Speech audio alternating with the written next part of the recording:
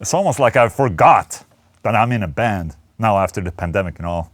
But yes, and it also occurred to me that I haven't met the guys even in The Haunted in like 2 years. That's fucking weird. When we're gonna go back and play in September, it's gonna be 2 years since our last gig. 2 years, man. But I'm really looking forward to it. What's up, everyone? I hope that camera caught that insane pick throw right there. It just went straight into the wall. Shit. Welcome to FAQ160. You guys are sending me so many awesome questions that it's really easy to keep these FAQs going. Frequent, not frequent, who cares? Let's just get onto it, okay?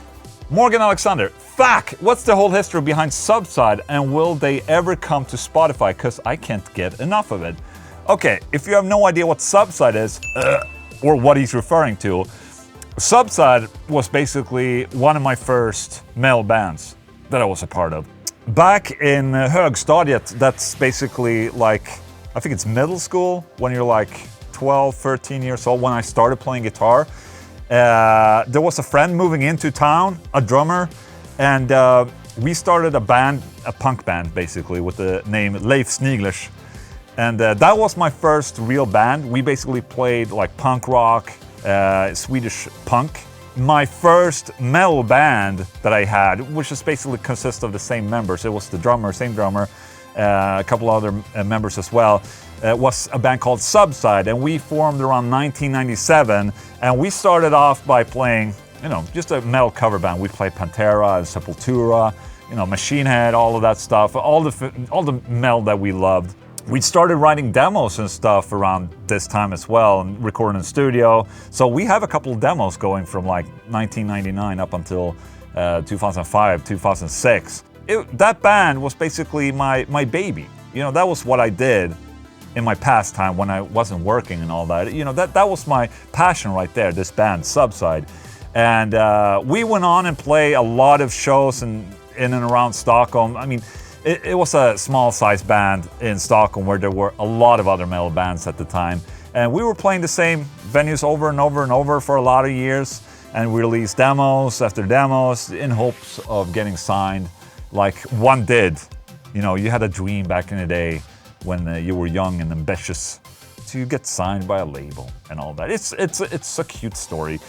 In like 2006, we did actually get a record deal, and we did write an album that eventually got released, and then the record company filed for bankruptcy, so it all went to shit. But yeah, this band is, I don't know what the type of style you would call it, but it's basically straight out metal, like 90s metal. A lot of influences from Sepultura and Machine Head and Pantera, basically. It's like a rip-off of all those bands. But yeah, that was my main band and my friends back then, man. But this whole thing with, you know, getting the record deal and then the bankruptcy of the record label, that just made me so sick and tired of this whole thing. And you know, we've been working really hard for a lot of years just to get anywhere with the band. And this is a struggle for a lot of bands, obviously. I just got sick and tired of it, man. And I listened back to the stuff. I'm like, man, I mean, I wish we were better. Even though we did a pretty kick-ass job and we did have a really good live show and whatnot, we also got booked to do like Pantera cover shows on weekends on a bar, and we were having fun. It was great, but I was just so sick and tired. It basically felt like a nail in the coffin when the record label filed for bankruptcy.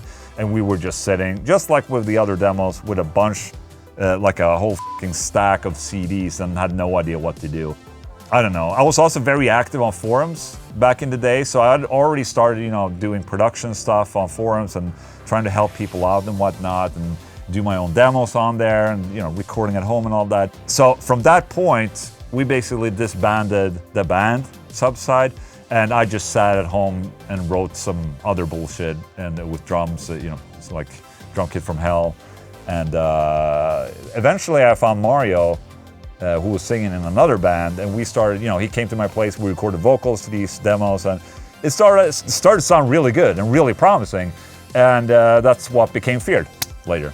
So out of the ashes of Subcyde, Feared came along, and Feared even did a couple live shows back in the day, and it was a rehearsing live band, but yeah, then the whole YouTube thing happened. It's just, yeah, the rest is just history, I guess. I'll have to see what the other guys, maybe we can get that album, Subcyde album, up on the on Spotify. I don't know, let's just see. Thank you for the question, by the way. Lee Cox, question for the next FAQ. I would like to know if it's possible to play live without the hassle of carrying around 100-watt amplifiers. For example, if you run a distortion pedal through a Seymour Duncan power stage and straight into a cabinet. Yes, that's perfectly fun. You can do that if you want.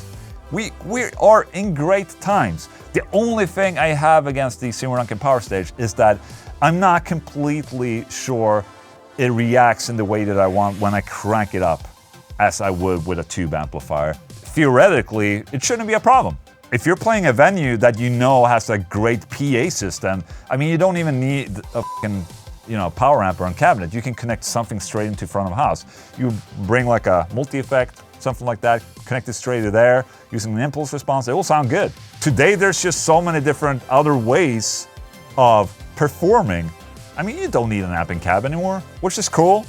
A lot of people are using in-ear, so basically you don't need the amplification on stage, really. So yeah, man, I mean, there's so many different possibilities out there right now. And I tried a lot of them, like for clinics, I've been going through in-ears, just playing through a computer with no amplifiers or anything like that, just plugins. With the Haunted, I've been playing straight in front of house using a Fractal X8. I also use the X8 to plug into a power amplifying cabinet and so on. And I also played live shows with just you know, an overdrive and then dual rectifier. I've done it all, I tried it all out. All of those have their own pros and cons. I mean, there's just something awesome about riding into a festival. There's a dual rectifier there. You just bring your tube screamer, hook it in, and you're good to go. You just bring a small overdrive, that's it. And then you let the front of house guy add some delay for solos or whatever. Yeah, man, it all depends on how much control you want and need during a live show and how advanced you want to make it to be, basically. There you go, good question. Iron Spike, fuck, hi Ola, I'm an old dude, 45, and just started playing guitar. You were part of it, why? That makes me happy, thank you. My aim is to do so by playing what I like, metal. Can you recommend any metal songs that's good for beginner and fun? I think that keeps me motivated. Extra points for burping while answering my question. I cannot promise burps. I haven't been drinking any Coke Zero. We'll just have to see later in the video, maybe. Stay tuned. Stay in the video for a burp, maybe. Good metal songs for practicing. I think I would recommend, and this is probably going to be super boring to hear, but I think I'm going to recommend the Black Album by Metallica. Why? Because there's a lot of really catchy riffs on there. It appeals to a very broad audience, even if you're not into metal. A lot of people like Metallica, for instance. But there's just a lot of classic riffs on that one that are, you know, just to get into playing guitar. You have the old...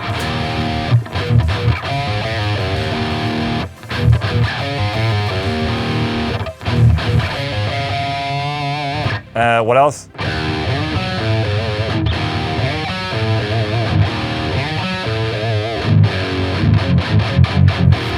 There's just a lot of good riffs on there, man. You know, when I started playing guitar, I tried to learn Pantera. That was very, very hard. There was a lot of riffs that I couldn't play, but there's a bunch I could play, even though I wasn't really that good on guitar. This Love, for instance.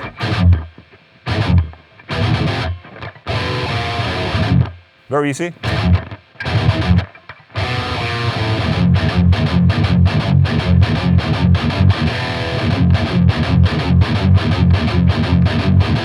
No more head traps. But that song also had a very, very hard lick in it that took me years to learn to play. This one.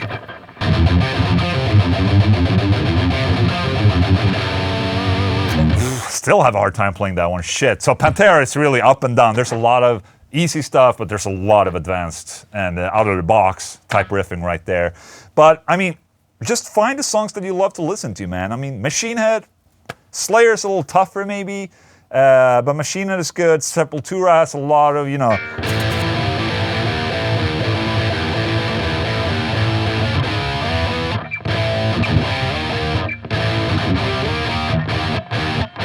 I mean, there's a lot of good stuff.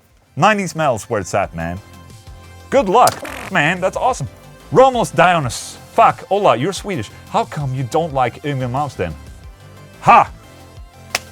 You're trying to create fake news right there. I love Yngwie Malmsteen, okay? Someone's trying to create some fake news.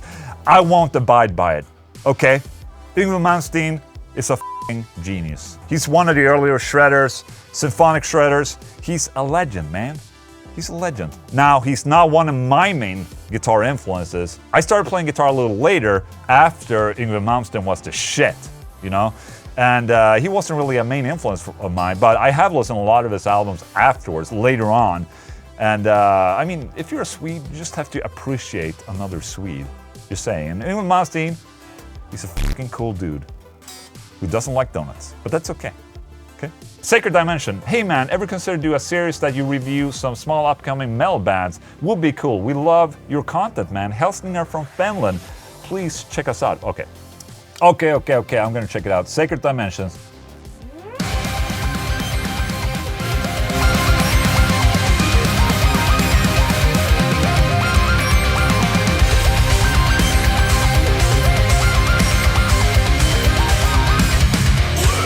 If you demonetize this video, I'm gonna cut this piece out, okay? I'm just gonna add some, you know, Benny Hill music over this. But this sounds good.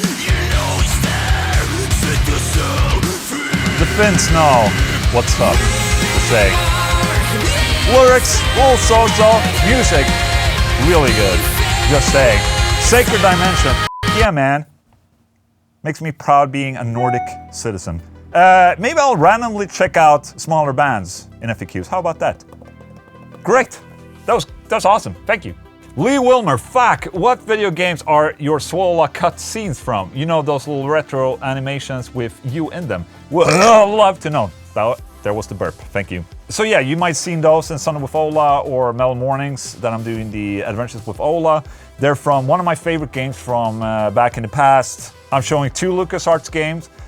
Secret of Monkey Island, first one, and then Fate of the Atlantis, Indiana Jones. And then one is also Beneath a Steel Sky. All 3 of them are point-and-click games, and these games were incredibly helpful for me when I was a kid to learn English. Just saying. That's how you learn English. Play a couple of games, man. Watch some TV. Thank you. Niels Van Gore. Hey, Ola, I heard that 66 Amos is interested in touring with you along with a couple other YouTubers in a band. What do you think about that? Dude, that makes me... that's very... I feel honored that he wants to do that. Are you sure about this? That doesn't sound right. But if he does, I feel honored that he thinks like that. But in all reality, I don't think it's going to work, probably. I'm already in a touring band. And it's a lot of work as it is, and you know, when I go on a tour, everything else is on a halt. And you know, I also like being at home a lot and preparing for something. That's, you know, preparing for a tour. Then you have to learn music. That takes time, and then you have to practice. That takes time, and then you have to tour. That takes a lot of time. I don't know, man. I'm open for discussion. I'm a, you know, never say never kind of guy. So I mean. Maybe that would be cool. Like a YouTuber band that plays metal. Maybe. Oz the Great. Fuck. Hi Ola, what do you think of Jeff Loomis' signature Jackson Kelly? Do you plan on getting one? Ooh. Big fan of Jeff Loomis. Big fan of the Jackson Kelly. But I want to have his dinky 7-string that he played in a video. What was that video? He did a solo song that he uploaded on YouTube for his plugin. Yes, he was using a dinky 7-string with open pour. Oh my god, that looked amazeballs. That's what I want. I want that. Kelly, sure. I'd love to have one, but no. I want the dinky 7-string, man. That's Jeff Loomis right there. There's just something, you know, the Schecter Jeff Loomis guitar. That's Jeff right there.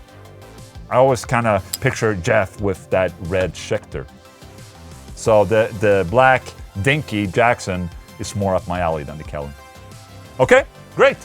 Graham Beaven. Okay, what the was the explanation for the spoon on the floor that makes you turn around and yep, that makes sense. This needs way more context. Was there a thirsty mouse? Swedish traditions of leaving spoons on the floor of fretting and misbehaving children.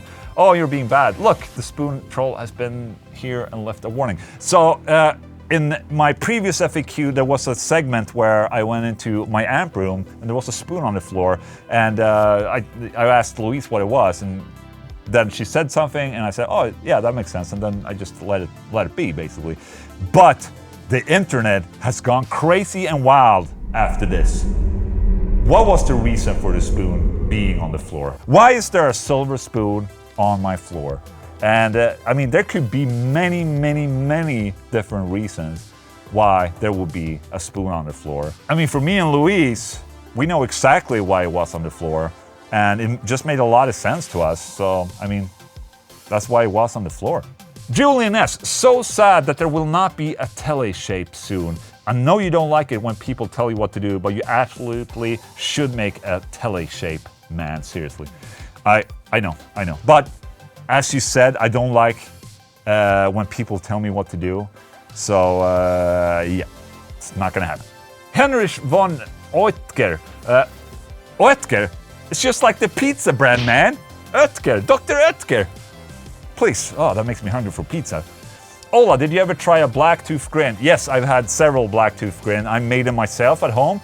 I also had one in Dimebag's house, and I also had one at, what's the venue? It's a Gas Monkey in Dallas. At the Dime Bash, I had a blacktooth Grin together with Rita, and now I don't remember Vinny's girlfriend's name, unfortunately. I'm sorry about that. But I had a blacktooth Grin with Dimebags and Vinny Paul's girlfriends. So that's obviously very special, and also a very weird thing to say, I guess. And blacktooth Grins are actually very tasty, I must say. There's basically no like whiskey taste left. It's basically like soda. It's a soda pop, basically. So it's good, man. It's good. Drit second, you're not 40, you're 28. There's no way you are above 30. Yes. Now, the reason why I'm saying I'm turning 40 is just to, you know, make you guys feel better about yourselves. So, no problem, man. I'm definitely 28.